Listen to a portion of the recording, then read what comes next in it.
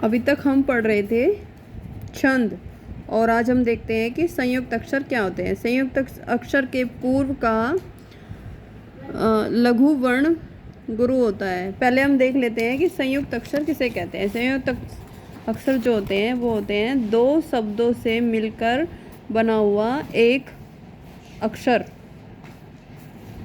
उसे संयुक्त अक्षर कहते हैं। जैसे अग्र, अस्सी, चंदा, इस तरह के जो शब्द होते हैं वो संयुक्त अक्षर कहलाते हैं। तो इसमें क्या कहा गया है कि संयुक्त अक्षर के पूर्व यानी कि पहला का लघु वर्ण भी गुरु होता है। जैसे ये अग्र शब्द है, ये अग्र शब्द में ग आधा है और रे पूरा है। दो शब्दों से मिलकर बना है ना अग्र। तो जो इसमें ए है वो क्या है, लघु वर्ण है। तो लघु वर्ण इसमें कहा गया है कि संयुक्त अक्षर के पूर्व का यानी कि पहला जो अक्षर होता है वो गुरु हो जाता है। तो अग्र का ए वर्ण।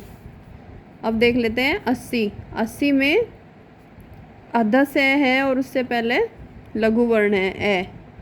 तो जो ये हमारा जो ए वर्ण है ये क्या हो जाएगा, ये गुरु हो जाएगा। और चंदा में भी ऐसा ही है, जो हमारे ये च है ये गुरु हो जाएगा।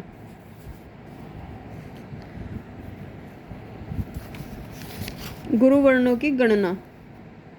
ताला को देख लेते हैं हम कैसे बनेगा। ता में तय वर्ण में क्या लगा है, आ जोड़ने से क्या बन गया, ये एक दीर्घ वर्ण बन गया, दीर्घ स्वर हो गया। तो इसके लिए हमें गुरु वर्ण का प्रयोग करना है। ला में भी ऐसा ही है। चौपाया, इसमें भी ऐसा ही है, इसमें ओ की मात्रा का प्रयोग हुआ है। फिर यहाँ पे आ की मात्रा, या में भी आ की मात्रा। ऐसे हम देख लेते हैं कि इनमें सब में दीर्घ स्वर का प्रयोग होने से क्या हुआ कि इसमें सब गुरु वर्ण हुए। लघु एवं गुरु वर्णों की गणना। अब हम एक देख लेते हैं, एक छंद देख लेते हैं। ये क्या है कि एक दोहा है। मेरी भव बाधा हरो, राधा नागरी सोई, जा तन की झाई परे, सामू हरित दुति होई। तो मेरी क्या, मे पे ए की मात्रा। ए की मात्रा भी कौन सी वाली से देख लेते हैं हम कि ए की मात्रा इसमें कौन सी है। ये वाली ए की मात्रा है, ये वाली। तो ये वाली जो ए की मात्रा है ये दीर्घ स्वर में आती है, दीर्घ वर्ण में, यानी कि इसके लिए गुरु। में रे पे भी बड़ी ई की मात्रा है, तो इसके लिए दो गुरु। भव में कोई मात्रा नहीं है तो उसके लिए लघु।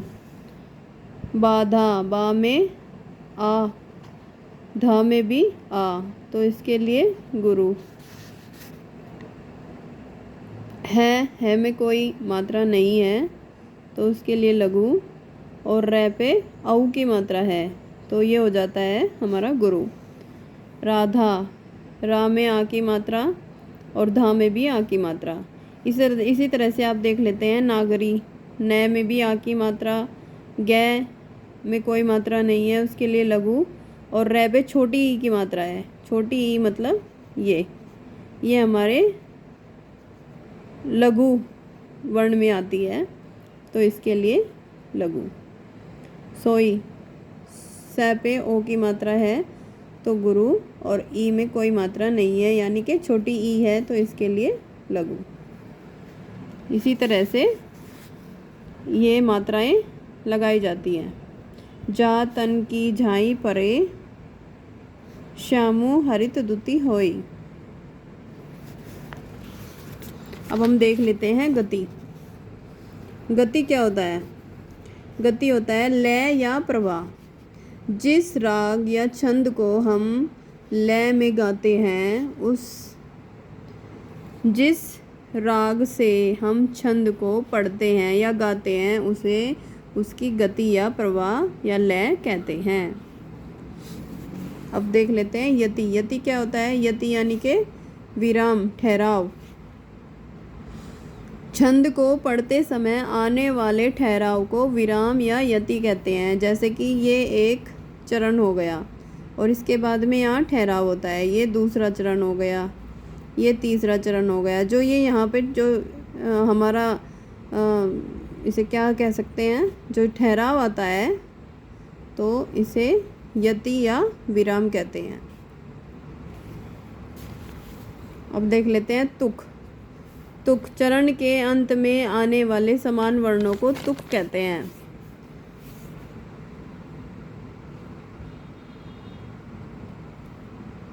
जैसे कि होई, सोई और झाई और हरो, भरो, मरो, इस तरह के जो शब्द लास्ट में आते हैं वे सब तुकबंदी के शब्द होते हैं। उन्हें तुक बोला जाता है। क्या कहा गया है कि चरण के अंत में आने वाले समान वर्णों को तुक कहते हैं, और जिस छंद के अंत में तुक हो उसे तुकांत छंद कहते हैं, और जिस छंद के अंत में तुक ना हो उसे अतुकांत छंद कहते हैं। तुकबंदी को, तुक को छंद का प्राण भी कहा जाता है। छंद के भेद। अभी तक हमने पढ़ा था छंद के अंग, और हम देख लेते हैं छंद के भेद। छंद के भेद कौन कौन से हैं? मात्रिक छंद, वर्णिक छंद, वर्णिक व्रत छंद और मुक्तक छंद।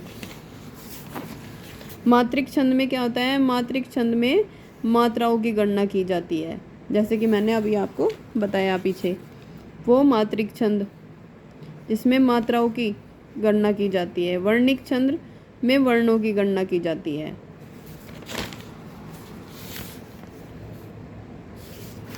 वर्ण से मतलब हो गया जो बिना मात्रा वाले शब्द होते हैं, जैसे कि यह और यह, और मात्रा वाले जिसमें मात्राओं का ज्ञान करना हो, जैसे कि ये मे पे ए की मात्रा, रे पे बड़ी ई की मात्रा, इस तरह के जो शब्द होते हैं वे मात्रिक छंद होते हैं। और जो ये इस तरह के वर्ण होते हैं जिन पे कोई मात्रा नहीं होती, खाली वर्णों का, स्वर और वर्ण, स्वर और व्यंजन, और स्वर वर्ण जो होते हैं वो स्वर से मिलकर बनते हैं। तो जो बिना स्वर वाले जो शब्द हैं, जैसे कै,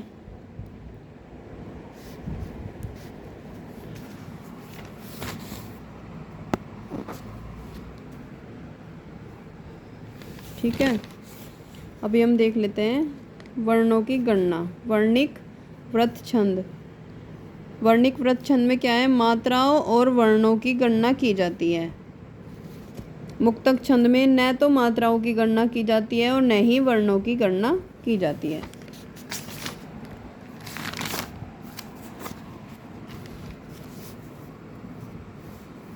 मात्रिक छंद के 3 भेद हैं। कौन कौन से?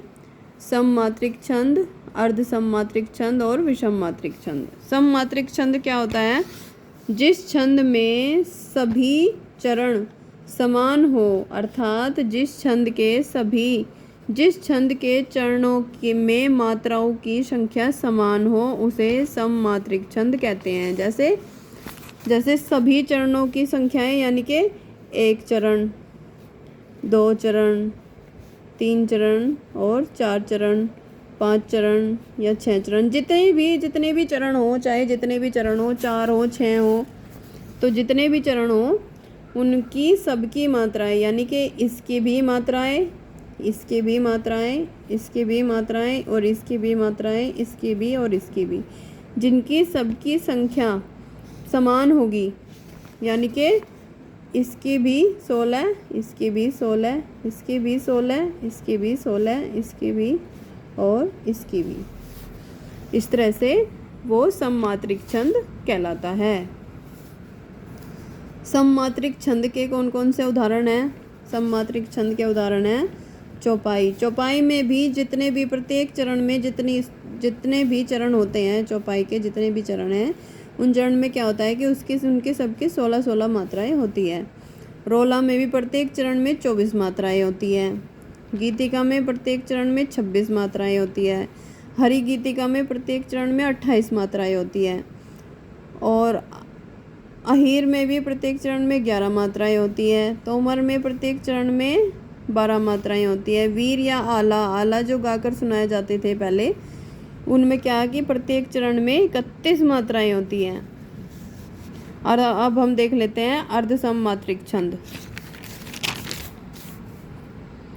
अर्धसममात्रिक छंद क्या है? जिस छंद में पहला और तीसरा चरण यानी कि 1 चरण, 2 चरण, 3 चरण और 4 चरण, जैसे कि पहला और तीसरा, इसमें क्या कहा है कि जिस छंद में पहला और तीसरा चरण तथा दूसरा और चौथा चरण समान हो, यानी कि दूसरा और चौथा, उसे अर्धसममात्रिक छंद कहते हैं।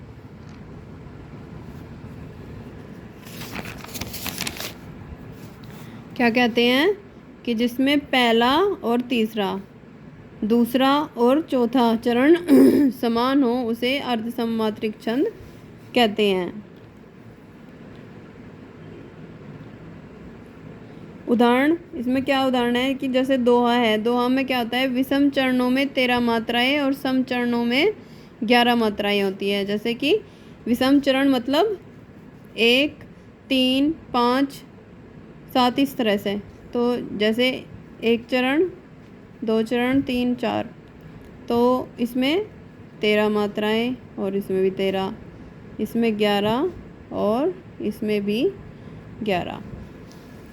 सोरठा में भी ऐसा ही है, विषम चरणों में 11 मात्राएं एवं सम चरणों में 13 मात्राएं, यानी कि सोरठा क्या होता है कि दोहे का उल्टा हो जाता है। तो सोरठा दोहे का उल्टा हो जाता है। इसमें क्या, पहले 11 मात्राएं, फिर दूसरे चरण में और चौथे चरण में 13 मात्राएं हो जाती हैं। पहले और तीसरे में 11-11 मात्राएं।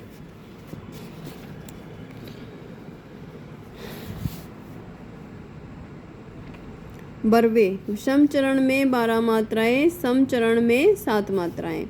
उलाला में भी ऐसा ही है, विषम चरण में 15 मात्राएं और सम चरण में 13 मात्राएं होती हैं। विषम चरण, अब देख लेते हैं विषम चरण। हमने अभी देखा समचरण, अर्धसमचरण, अब देख लेते हैं विषम मात्रिक छंद। जिस छंद में 2 से अधिक चरण समान न हो, उसे विषम चरण छंद कहते हैं। जैसे कि कुंडलिया छंद हो गया। कुंडलिया का क्या है कि ये 2 उससे मिलकर बना होता है, एक दोहा से और एक रोला से, 2 छंदों से मिलकर बना होता है कुंडलिया। तो इसमें क्या देखा गया है कि जब 2 छंदों से मिलकर बना है तो इसमें समान तो मात्राएं और चरण इसमें समान तो होंगे ही नहीं। तो इसमें क्या है कि इसमें चरण भी अधिक होते हैं, 6 होते हैं, 8 होते हैं, इस तरह से 1 चरण, 2 चरण, 3 चरण, 4 चरण, 5, 6 इस तरह से होते हैं। तो वे जब दो छंदों से मिलकर बना होता है, जैसे कि दोहा और रोला से कुंडलिया मिलकर बना होता है। कुंडलिया में क्या होता है? कुंडलिया में होता है कि कुंडलिया में जिस शब्द से शुरुआत होती है, छंद के जिस शब्द से शुरुआत होती है, वही शब्द ऐसे लास्ट में भी वही शब्द मिलता है, इसीलिए इसे कुंडलिया छंद कहा जाता है कि यह कुंडली की तरह होता है।